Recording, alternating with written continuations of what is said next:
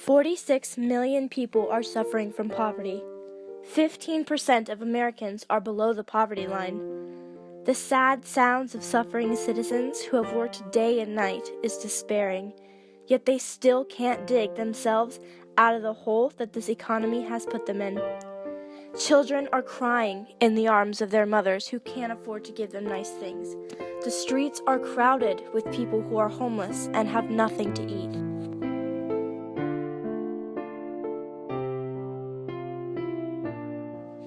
Social and economical issues have led to what many people experience every day as poverty.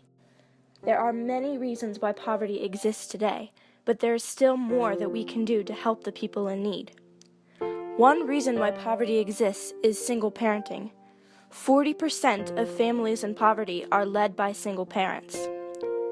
45% of children in poverty live with a single mother. Another reason why poverty exists is there are not enough jobs that pay enough to support a family. 25% of jobs pay below the poverty line for a family of 4. 1/3 of Americans have an income that is twice below the poverty line. Though poverty has not affected me directly, it has affected my family. My grandfather, Steve Jordan, a Vietnam veteran, grew up in poverty. I had the chance to sit down with him in an interview, and he shared his experiences growing up in poverty in Columbus, Ohio. There was a total of 7 of us. There was 5 boys and 2 girls. Like my mom, she worked part-time, and she had a lot of physical problems and stuff, but she went to work every day. And she tried to make ends meet, but at least she tried. But my dad, you know, he was a real bad alcoholic, and when he get paid, he'd go to the bar and buy drinks for everybody else instead of buying groceries for the kids. So we just made do.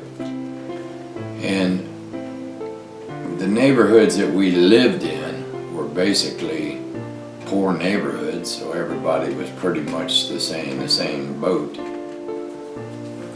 How did being in poverty make you feel when you experienced it? Well, again, being poor or poverty,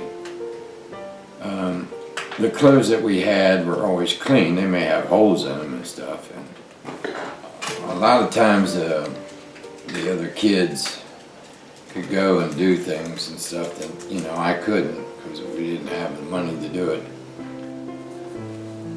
How was your access to things that kids living without poverty had, like shelter, clothing, and running water, affected by being in poverty? Good question.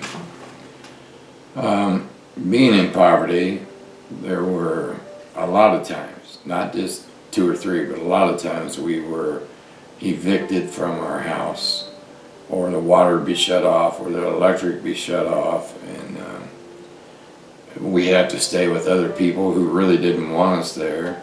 They had stuff called commodities, which you would go to the fairgrounds and they would give you different types of food. What more do you wish had been done to help your family get out of this horrible situation? That's a tough question. Back then, people cared about other people. One year at Christmas time, we wouldn't have had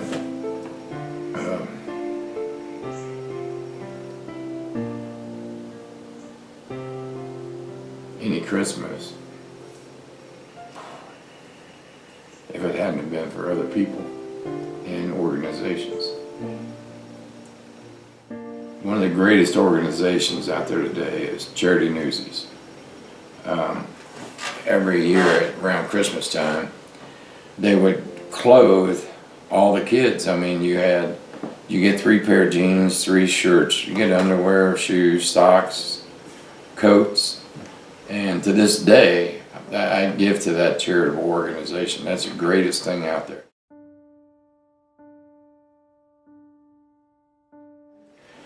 Well, the only way that you're going to prevent poverty in general is to have education with opportunities.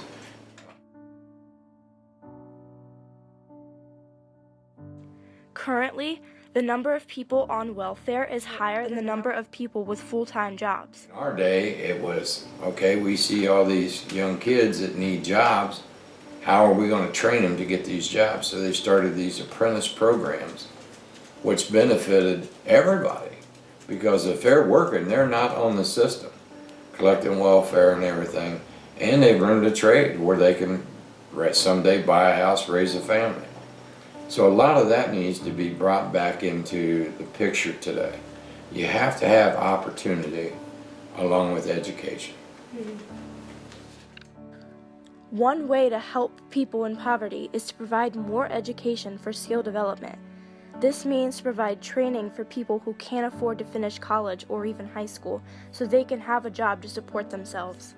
If people in poverty don't have the opportunity to get out of poverty, the number of people in poverty will continue to grow. Another way to help people in poverty is to raise the minimum wage. Raising the minimum wage to $10.10 would reduce the number of people in poverty by 4.6 million. This would increase the incomes of people with the lowest 10% of incomes by at least $1,700 annually. Some people believe that people in poverty deserve to be poor because they don't work hard enough. 1/4 of part-time workers are currently below the poverty line. Almost 20% of workers fell below the poverty line in 2013. There are many people who have jobs and work hard to try and support their families, but they still fall below the poverty line.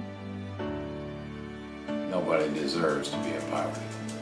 You may be born into poverty, but nobody deserves poverty.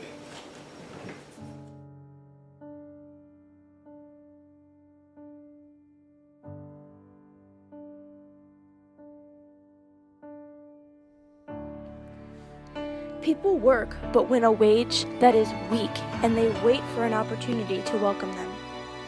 They wear tired eyes and tired hearts. You would never know that the kid you saw at school today would go home to a withering house. You would never know that the person you passed on the street would have no meal to suppress their hunger. People are struggling to make ends meet every day. Some are born into poverty, and some are shoved into it. The number of people in poverty is growing rapidly. Something needs to be done to help the people living in the dark with little food and little patience.